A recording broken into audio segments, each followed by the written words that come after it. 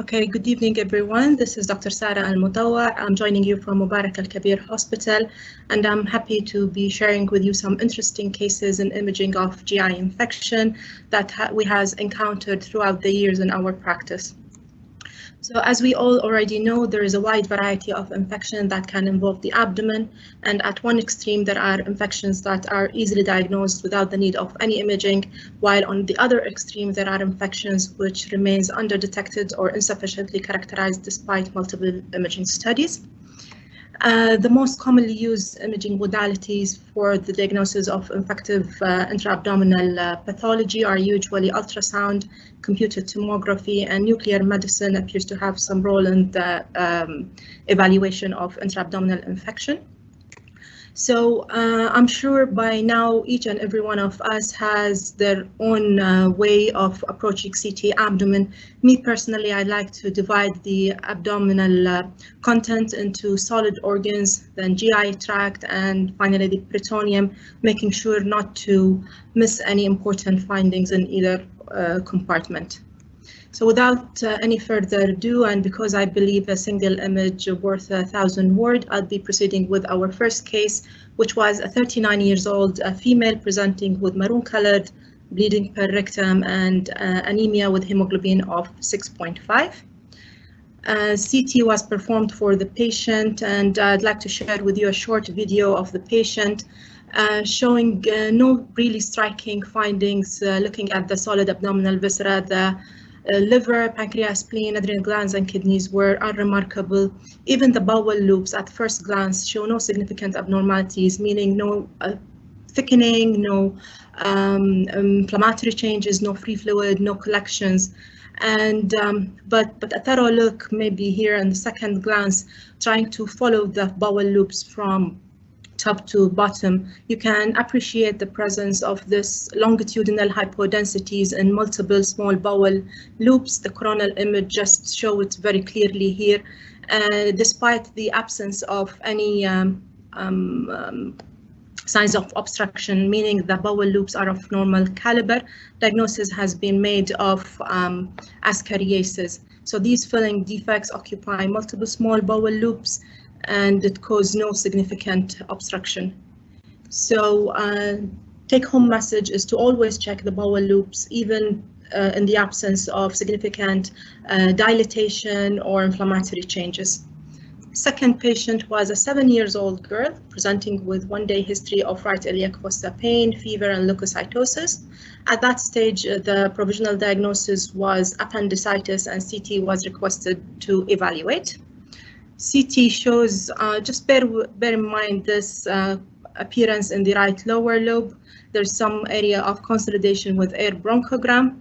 Proceeding further down toward the abdomen, there's again no striking finding. The abdominal viscera show no significant abnormality, and the bowel loops were show no significant dilatation or inflammatory changes. We were able to identify the appendix at the right iliac fossa and shows no significant dilatation or inflammatory changes. We go back to the thin cuts at this time, and you can appreciate this hypodensity in the right iliac fossa extending all the way through the terminal ileum.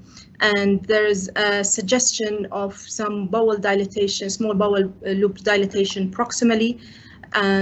Maybe here in the static images, I can focus on this appearance. There's this longitudinal hypodensity within the terminal ileum, the density of which was almost of fat density actually. And then there is this appearance of bowel within a bowel, meaning the possibility of intussusception. And then there is this minor prominence of the small bowel loop proximally. Coronal images show the abnormality clearly, and we were thinking of the possibility of either terminal ileum lipoma versus, again, ascariasis. Patient underwent ultrasound, and the diagnosis of ascariasis with subclinical intussusception was proven, plus pulmonary ascariasis. So the take-home message, always look at the thin cuts.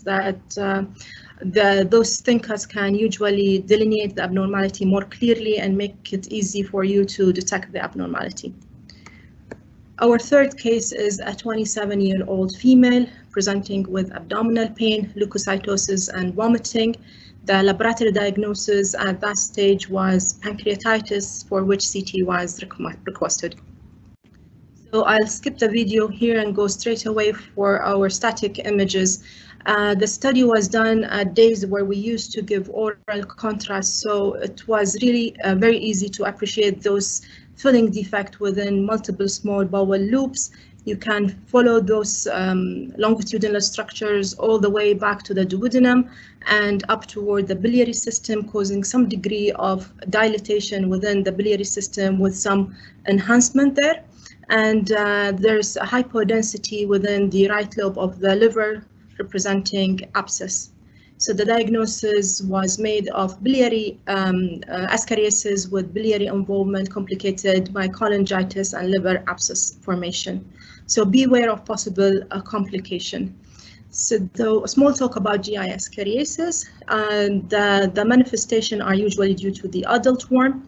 Most common complications are usually due to mechanical obstruction. A large bolus of worms can even cause volvulus or intussusception. And other complications, as we saw in our previous case, would include acute appendicitis, pancreatitis, cholecystitis, and even liver abscess.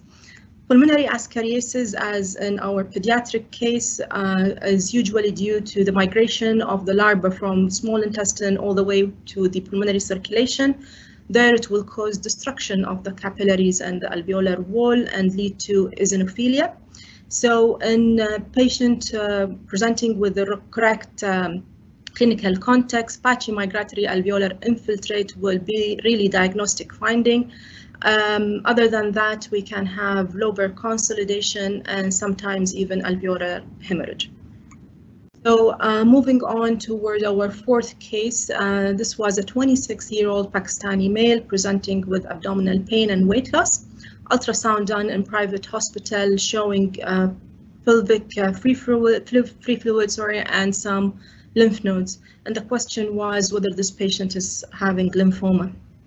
So CT findings of the patient shows multiple subdiaphragmatic lymph nodes of variable sizes, and as you can see, there's striking irregular thickening of the peritoneal covering with underlying omental caking and omental masses causing smudging of the small bowel loops and large bowel loops as well.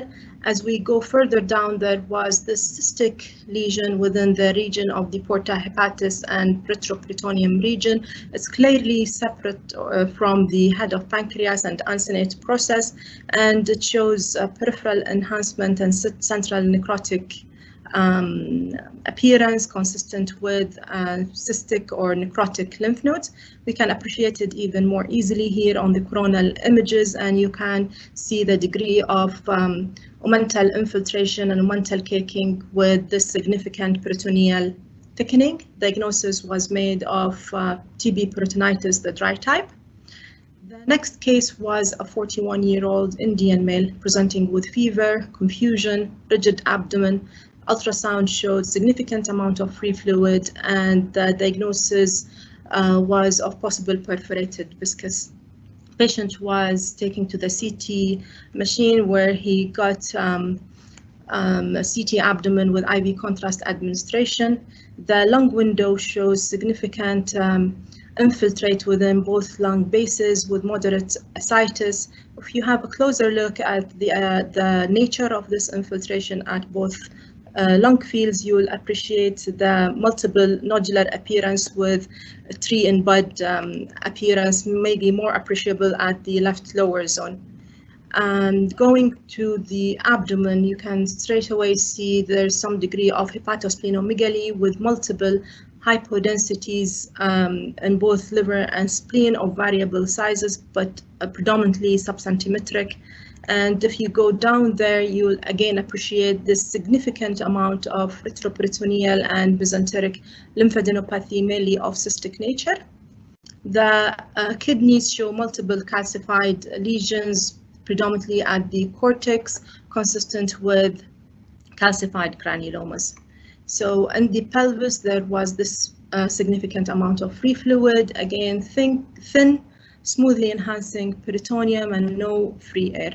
So the diagnosis here was made of TB peritonitis, the wet type, with caseating lymph nodes, liver, and spleen microabscesses.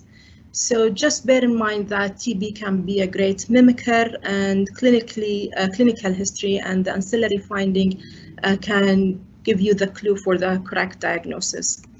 So I'll just remind everyone that abdominal tuberculosis can manifest in almost every abdominal or pelvic organ, as we saw in our previous patient. And tuberculous peritonitis are of three types. There is the wet type, there's the dry type, and there is the fibrous type. The wet type, as on our previous patient, usually the patient will present with large amount of high attenuation ascites, smooth enhancing peritoneal thickening, and smudged omentum. The dry type is the first of our last couple of cases. The patient will have caseating lymph nodes, some fibrous adhesion, omental caking, and the peritoneal thickening will be, in this case, a little bit irregular and nodular. The fibrous type patient will have omental cake-like masses, fixed matted bowel loops, and loculated ascites. And bear in mind that the fibrous and the dry type of tuberculous peritonitis are great mimickers of peritoneal carcinomatosis. So moving on with a completely different subject, I'll be talking about a 28-year-old female with 3 weeks history of lower abdominal pain, nausea, anorexia, and fever. Actually, this was one of my favorite cases. Courtesies Dr. Ali Ashkenani for sharing this case. CT findings, as you can see here, there are multiple hypodensities in the subcapsular region of the liver and similar appearance within the spleen. There are these multiple hypodense lesions within the abdominal cavity between the bowel loops, and shows thick rim enhancement. And as we go down toward the pelvis, there is this extensive, strongly enhancing peritoneal thickening and severe inflammatory changes within the pelvis. And just bear in mind the presence of IUCD within the bulky uterus. The patient was underwent MRI for the same problem, confirming our previous findings of multiple lesions within the liver, showing necrotic center and peripheral enhancement. There is subcapsular collection within the spleen region, and then there are multiple strongly enhancing lesions within the abdominal and pelvic cavity. And those lesions all show some degree of restricted diffusion. And at that stage, actually, our radiologist suggested the possibility of intra-abdominal actinomycosis, and just direct our clinical or our referring physician for the to ask the patient whether the IUCD has been inserted for a prolonged period of time, as it can be a really causative factor in this case. Physician went back actually and checked with the patient who confirmed the presence of IUCD for the last 7 years. So we decided to proceed with ultrasound guided FNAC to confirm our suspicion of intra-abdominal actinomycosis, which came back positive, and patient was labeled as intra-abdominal actinomycosis and was kept on IV penicillin. So the take-home message here is sometimes the answer is really in the history, and radiologists can save lives. So the follow-up CT was really promising. You can see straight away. This is on the left-hand side. I'll be showing the first study, and on the right will be the follow-up study. So you can appreciate straight away the almost complete resolution of the lesion in the liver, as well in the subcapsular region of the spleen. The collection appears more organized with no significant drainable component. And as we go down toward the abdominal cavity, those lesion also has almost completely resolved. And the appearance within the pelvis was also very significantly improved. You can appreciate the disappearance of this significantly enhanced peritoneal cavity and inflammatory reaction. Of course, the IUCD was removed. So actinomycosis is a rare suppurative disease that is caused by Actinomycete israeli. It's usually related to long-term use of IUCD, as we just saw in our previous case. The high-dose IV penicillin is the treatment of choice, and early diagnosis is really important to minimize morbidity and avoid unnecessary surgery. Radiological manifestations are usually of concentric bowel wall thickening, strongly enhancing masses and pseudotumor that violate anatomical boundaries and can cause extensive infiltration with abscess, fistula, and sinus formation. Important things to notice that actinomycete will usually not spread via lymphatic or blood, so lymphadenopathy and ascites are not very common findings and are usually absent or very minimal. Case number 7, and it will be a 63-year-old male presenting with 10 days history of fever, diarrhea, and vomiting. Chest X-ray shows this infiltration within the lower zone, predominantly at the periphery and at the lower zones bilaterally. So by this stage, I'm sure we are all thinking the same way. And the current situation of COVID-19 pandemic, this was the consideration. Patient underwent CT of the abdomen, and the lower cuts through the lung window shows confirm our suspicion on the chest X-ray with this multiple subsolid and ground glass infiltrates occupying both lower lung zones, and are very highly suspicious or suggestive of COVID-19 infection. As we go down toward the abdomen, there is this thick circumferential mural thickening involving the colon. It's actually involved the whole part. We can here appreciate the transverse colon, the ascending, the descending, and the hepatic splenic flexure, all the way to the sigmoid colon. So patient was sent for a swab, which came back positive for COVID-19 infection and was labeled as case of pancolitis with COVID-19 infection. We noticed that few cases has been reported in the literature with similar findings of pancolitis, and the question was whether this is related to the infection or it might also represent flare of undiagnosed inflammatory bowel disease. So the other case was a 63-year-old male patient presenting with severe abdominal pain, nausea, and vomiting with high lactate.